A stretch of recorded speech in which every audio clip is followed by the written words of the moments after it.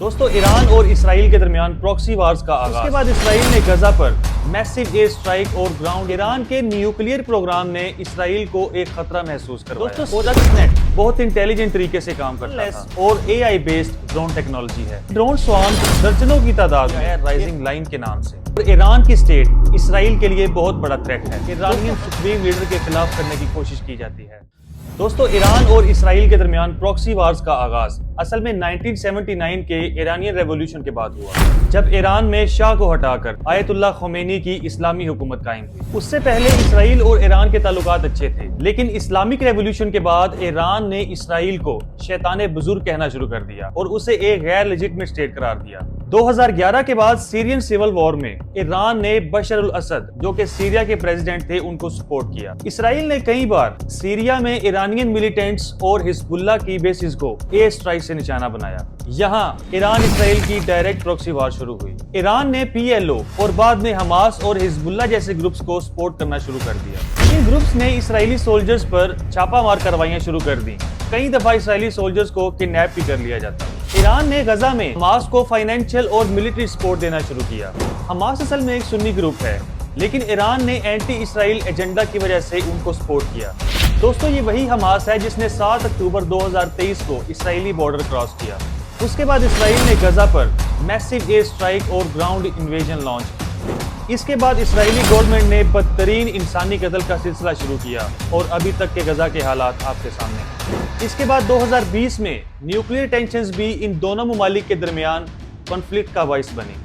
ایران کے nuclear programme نے اسرائیل کو ایک خطرہ محسوس کروایا، اور اس بات کا اعتراف نیتن یاہو خود کرتا ہے اور بتاتا ہے کہ وہ پاکستان کا نیوکلیئر پروگرام نہ روک کر ایک بہت بڑی غلطی کر بیٹھا ہے، اور اب وہ ایران کی دفعہ یہ غلطی نہیں کرنا چاہتا۔ اسرائیل نے ایران کے کئی نیوکلیئر سائنٹسٹ پر حملہ بھی کیا ہے اور انہیں اسیسینیٹ بھی کیا ہے۔ دونوں کنٹریز کے درمیان cyber attacks, oil tanker attacks اور کئی دفعہ انٹیلیجنس وار بھی چلی ہے۔ اگر سائبر وارفیئر کی بات کریں تو اسٹکس نیٹ وائرس، جو کہ دنیا کا سب سے ایڈوانسڈ اور ڈینجرس ترین سائبر ویپن مانا جاتا ہے، اس کو ایران کے نیوکلیئر پروگرام کو ڈیمیج کرنے کے لیے بنایا گیا تھا۔ یہ وائرس ایک کمپیوٹر ورم تھا جسے خاص طور پر یو ایس اے اور اسرائیل نے ایران کے لیے ڈیولپ کیا تھا۔ یہ بات آفیشیلی کنفرم نہیں کی گئی، لیکن انٹیلیجنس اور سائبر سیکیورٹی ایکسپرٹس کا اسٹرانگ کنسنسس ہے۔ دوستو اسٹکس نیٹ بہت انٹیلیجنٹ طریقے سے کام کرتا تھا۔ یہ ایران کے نٹنز نیوکلیئر پلانٹ، جہاں یورینیم گیس UF6 کو فاسٹ اسپننگ سینٹریفیوج کے ذریعے انرچ کیا جاتا تھا۔ یہ مشینز کی سپیڈ کو کبھی تیز اور کبھی دھیما کرتا تھا، اس سے مشین ڈیمیج ہو جاتی تھی۔ سسٹم آپریٹرز کو نارمل سپیڈ دکھاتا تھا تاکہ کسی کو شک نہ ہو۔ سب کچھ سیکرٹلی ہوتا تھا اور کوئی الارم بھی نہیں بجتا۔ اس کے نتیجے میں ایران کے کم از کم 1000 سینٹریفیوجز فیل ہو گئے اور نیوکلیئر پروگرام کم از کم 1 سے 2 سال ڈیلے ہو گیا۔ اسٹکس نیٹ کسی نے آفیشیلی ایکسیپٹ نہیں کیا، لیکن ڈاکومنٹس، رپورٹس اور ایکسپرٹس کے انالائسس کے مطابق اسے یو ایس اے کی نیشنل سیکیورٹی ایجنسی اور اسرائیل کے 8200 یونٹ نے مل کر بنایا ہے، اور اس کا کوڈ نیم تھا آپریشن اولمپک گیمز۔ اب 12 جون کو اسرائیل ایران پر ایک اٹیک کرتا ہے۔ یہ اٹیک اسرائیل کے ڈرون سوارمز کرتے ہیں، جو ایک ہیومن لیس اور اے آئی بیسڈ ڈرون ٹیکنالوجی ہے۔ ڈرون سوارمز درجنوں کی تعداد میں ایک خاص مشن کے تحت دشمن کی ایئر سپیس میں داخل ہوتے ہیں، اور اے آئی ڈیسائیڈ کرتا ہے کہ کہاں کہاں نشانہ لگانا ہے۔ یہ سب ڈرونز آپس میں کمیونیکیٹ بھی کرتے ہیں اور پھر یہ بھی ڈیسائیڈ کرتے ہیں کہ کون سا ڈرون کہاں نشانہ لگائے گا۔ اگر کوئی ڈرون اس مشن کے درمیان تباہ ہو جائے تو یہ باقی ڈرونز اے آئی کی مدد سے اس تباہ ہوئے ڈرون کا بھی کام کرتے ہیں۔ ان ڈرون سوارمز نے ایران کے کئی ملٹری اور نیوکلیئر فیسلٹیز کو تباہ کیا۔ ان ایئر سٹرائکس میں ایران کے top military commander major general Mohammad Bagheri شہید کیے گئے۔ اس کے علاوہ IRGC کے کمانڈر حسین سلامی کے ساتھ ساتھ کئی نیوکلیئر سائنٹسٹ کو بھی شہید کیا گیا۔ اس کے علاوہ اسرائیل نے ایران کے ملٹیپل لوکیشنز جیسے کہ تہران کی ملٹری انسٹالیشنز، نٹانز کی یورینیم انرچمنٹ سائٹ، تبریز کی نیوکلیئر ریسرچ فیسلٹی اور اصفہان، عراق اور کرمانشاہ کے ملٹری اور اسٹریٹجک انفراسٹرکچر کو بھی نقصان پہنچایا۔ اس حملے کے فوراً بعد نیتن یاہو بیان دیتا ہے کہ ہم نے ایران کے خلاف ایک ملٹری آپریشن شروع کیا ہے رائزنگ لائن کے نام سے، اور ایران کی اسٹیٹ اسرائیل کے لیے بہت بڑا تھریٹ ہے۔ دوستو خطرہ اصل میں ایران نہیں بلکہ اسرائیل خود ہے، اور وہ بھی ایران کے لیے نہیں بلکہ پورے مڈل ایسٹ کے لیے۔ جب سے اسرائیل وجود میں آیا ہے مڈل ایسٹ میں کم از کم 10 سے اوپر وارز ہو چکی ہیں اور پچھلے کم از کم 80 سال سے پورا مڈل ایسٹ کسی نہ کسی طرح جنگ کی صورتحال میں ہے۔ ان وارز میں بے شمار افراد مارے جا چکے ہیں، جن میں زیادہ تعداد سویلینز کی ہے، عورتوں اور بچوں کی۔ العربیہ کے مطابق اس کنفلکٹ میں 1947 سے لے کر اب تک $11 ٹریلین کا نقصان ہو چکا ہے۔ سوچ کر دیکھ سکتے ہو کہ یہ کتنا بڑا نقصان ہے۔ اور یہی نہیں، اس کے بعد نیتن یاہو ایک اور بھڑکاؤ سا بیان دیتا ہے جس میں ایرانین پیپل کو ایرانین سپریم لیڈر کے خلاف کرنے کی کوشش کی جاتی ہے۔ وہ اپنے بیان میں مزید جاری کرتا ہے کہ اب ایرانین پیپل کی باری ہے کہ وہ کھڑے ہوں اور اپنی آواز اٹھائیں آزادی کے لیے۔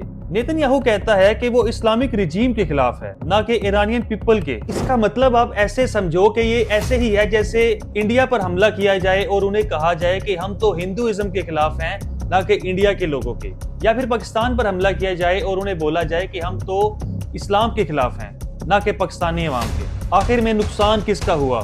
اسی پر جس ملک پر حملہ کیا جا رہا ہے۔ آخر کیوں خطرہ ہے اسرائیل کو ایران سے، اور ایران نیوکلیر پاور بننے کے کتنا قریب ہے؟ آئیے تھوڑی ڈیٹیل سمجھتے ہیں۔ اسرائیل کو لگتا ہے کہ ایران اگر نیوکلیر پاور بن گیا تو وہ اسرائیل کے لیے ایک بہت بڑا خطرہ بن سکتا ہے اور ایک دفعہ پھر ہولوکاسٹ جیسا ایگزسٹینشنل رسک بن سکتا ہے۔ مئی 2025 تک ایران نے 408 کلو گرام یورینیم، جو کہ 60% تک انریچ ہے، جمع کر لی تھی۔ یورینیم کو انریچ کرنا کیا ہوتا ہے؟ آئیے یہاں پر تھوڑی سی ڈیٹیل سمجھتے ہیں۔ یورینیم میں دو اہم قسم کے آئسوٹوپس ہوتے ہیں، یورینیم 238 اور یورینیم 235۔ یورینیم 238 نیچرل یورینیم کا 99.3% ہوتا ہے، جو کہ 9% ہوتا ہے اور اس کا بوم یا ری ایکٹر میں زیادہ کام نہیں۔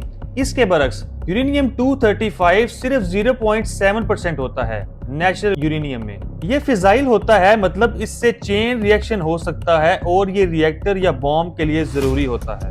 یورینیم کی انریچمنٹ کا پروسیس U-235 کی پرسنٹیج کو بڑھاوا دیتا ہے۔ یہ عام طور پر 0.7% تک ہوتا ہے، لیکن اگر اسے بڑھا کر 3 to 5% کیا جائے تو اس سے بجلی پیدا کی جا سکتی ہے، لیکن اگر اسے 60 یا 90% تک بڑھا دیا جائے تو اس سے ویپن گریڈ یورینیم میں تبدیل کیا جا سکتا ہے۔ یہ کافی ٹیکنیکل پروسیس ہوتا ہے۔ یورینیم کو گیس یعنی کہ UF6 میں بدلا جاتا ہے۔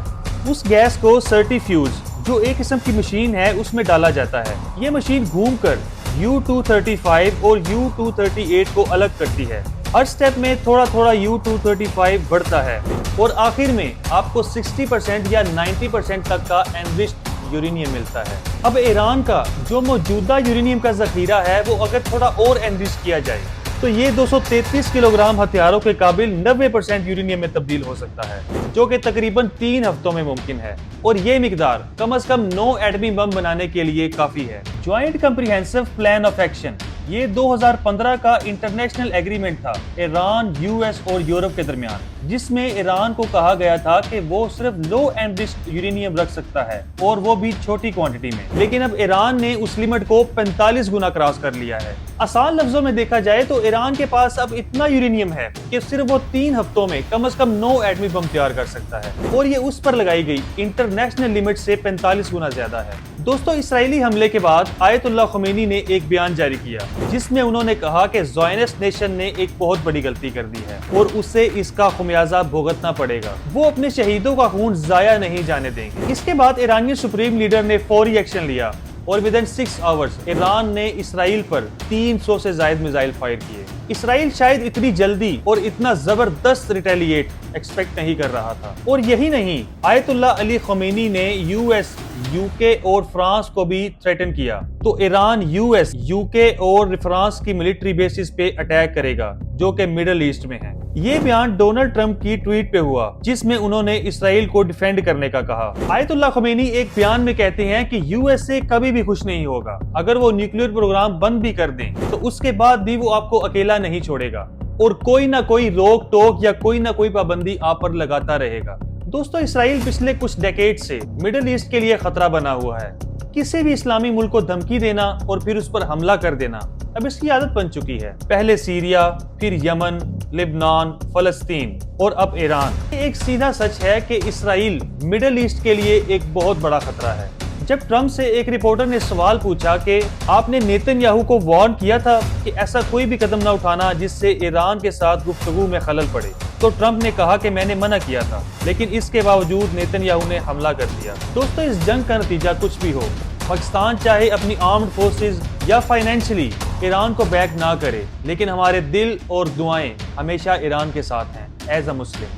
دوستو، ایران اسرائیل وار میں ایران اپنی جگہ بالکل ٹھیک ہے، اس سے اپنے کنٹری کو ڈیفینڈ کرنے کا پورا حق ہے۔ اب خود سوچئے کہ پاکستان آج ایک اٹامک پاور